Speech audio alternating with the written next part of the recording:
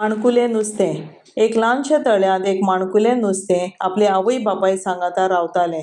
एक दीस तळ्या देगेर आयिल्लें तेन्ना एक माणकुलें बोकडें पील टून उडयो मारतालें तें ताचे नदरेक पडलें. इतल्यान बोकडें पिलाची नदर ताचेर गेली. बोकडें पिलान तळ्या देगेर वचून माणकुल्या नुस्त्याक विचारलें, "तूं कोण?" "हांव माणकुलें नुस्त्याचें पील." "तूं कोण आनी अशें टून उडयो कश्यो मारता सांग?"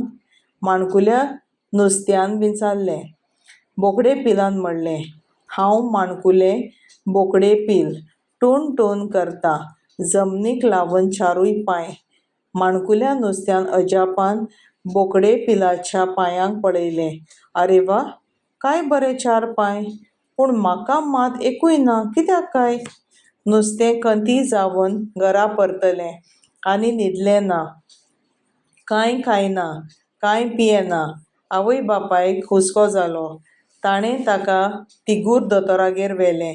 दोतोरान मायेन नुस्त्याच्या फाटीर पोशेलें आनी लेवूच विचारलें, "बाय, तुका कितें जाय?" माणकुल्या नुस्त्यान म्हणलें, "म्हाका जाय 4 पांय." ताणें फुसलावन नुस्त्याक समजावन म्हणलें, "बाय गो, तें बोकडें पील जमनीर रावता आनी ताका आशिल्ल्या 4 पांयांनी तें जमनीर उडयो मारता." आनी नुस्त्या हारशा मुखार व्हेलें आनी ताका ताचें 4 पाखां दाखयलीं. "हे तुजे 4 पांय, उदकांत जाय तितल्यो उडयो मार."